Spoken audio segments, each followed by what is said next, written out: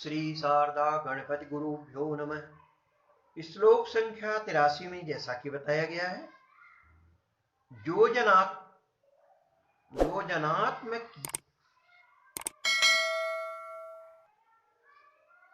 योजनात्मिकायाग्रहगते कलाकरणम।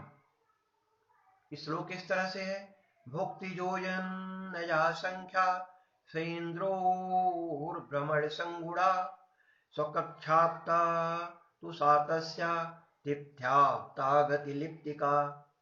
भुक्ति योजन चेति ग्रहण भुक्त योजनाया, अर्थात अनंतरोक्त विधिनोत्पादिता गति योजन संबंधी या संख्या स इंद्र भ्रमणेन स इंदोर भ्रमणेन अर्थात चंद्र कक्षा योजन मानेन संगुणा स्वकक्षाप्ता ग्रहाणाम पृथक पृथक स्वस्वकक्षा मानेन भक्ता लब्धिर्या सातो पुनः तिथ्याप्ता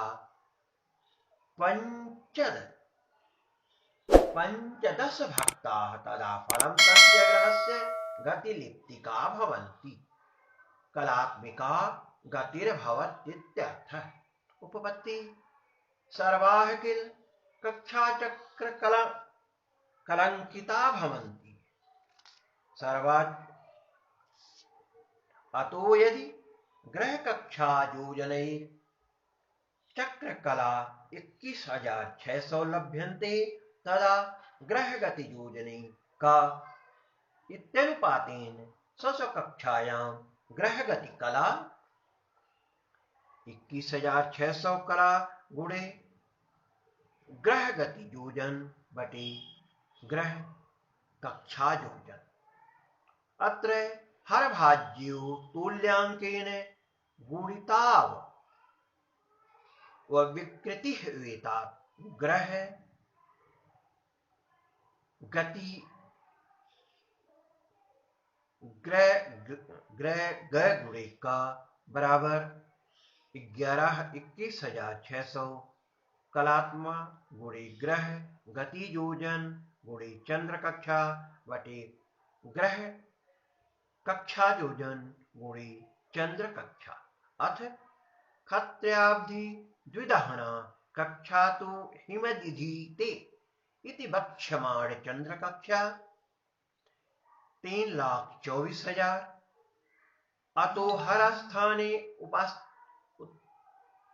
उत्थापनेन 21,600 कला गुणे ग्रह गति योजन गुणे चंद्र कला बटे ग्रह कक्षा योजनात्मक मान गुणे 3,24,000 बराबर ग्रह गति योजनात्मक गुणे चंद्र कक्षा बटे ग्रह कक्षा योजनात्मक मान गुणे 15। अत उपपन्नम गति कला नयनम। अनेन स्वरूपेण ग्रह कक्षायां ग्रह गति योजनानि तदा चंद्र कक्षायां किमति चंद्र कक्षायां योजनात्मिका ग्रह गतिर्भवति तत्र चंद्र कक्षायां चत 15 योजनैरेका कला भवत्यत्ययो गति योजनमानं 15 भक्त कलात्मिका गतिर्जायते। इसके साथ श्लोक संख्या 83 यहीं पर संपूर्ण होती है। अब आपके समक्ष हम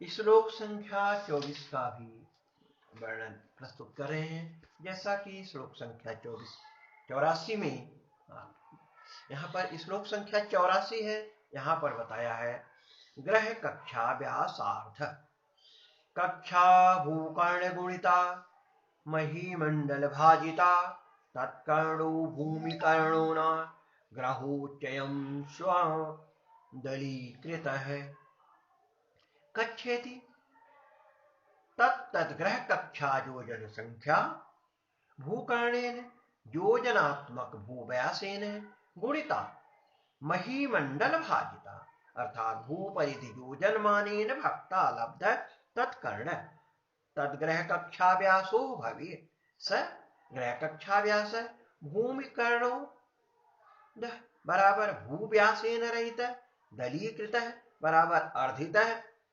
तदा स्वं ग्रहोक्षयं बराबर भूपृष्ठगत स्वस्थानात् तद ग्रह कक्षा परिधि पर्यन्तम अंतरमानम योजनात्मकं भवेत्। उपपत्ति जतः परिध्योर निष्पत्ति सत्व्यासन योजन निष्पत्ति समा भवति। इसलिए ग्रह कक्षा बटे भू परिधि बराबर ग्रह कक्षा व्यास बटे भू व्यास।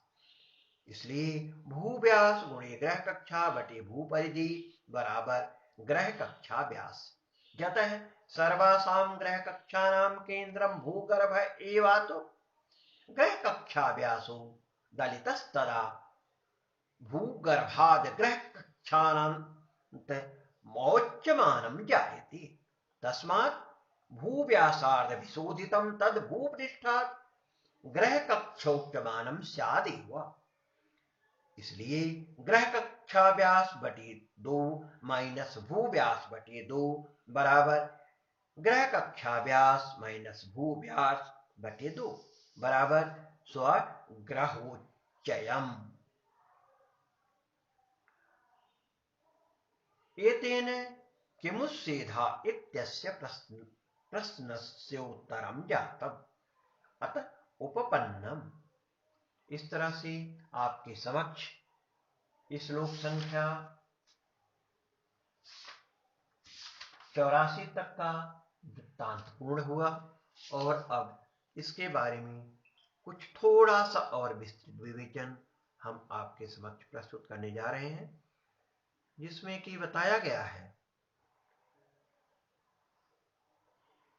किसी भी ग्रह की जानकारी को जानने के लिए, उनके कक्षाक्रम को जानने के लिए जो श्लोक संख्या 84 में बताया गया है, ग्रहों की दूरी जानने की विधा श्लोक संख्या 84 में वर्णित है। किसी ग्रह की कक्षा को भूव्यास से गुणा करने पर और भू परिधि से भाग देने पर उस ग्रह की कक्षा का व्यास प्राप्त होता है। इससे भूव्यास घटाकर शेष का आधा करने से भूपृष्ठ से उस ग्रह की ऊंचाई अथवा दूरी का मान हमें प्राप्त हो जाता है। परिधि से व्यास जानने का यह एक नियम है। भूव्यास का भू परिधि से जो संबंध है वही संबंध प्रत्येक ग्रह की कक्षा के व्यास और परिधि में होता है। आप जानते हैं कि ग्रह कक्षा को 3.1416 से भाग देने पर उसकी कक्षा का व्यास प्राप्त हो जाता है।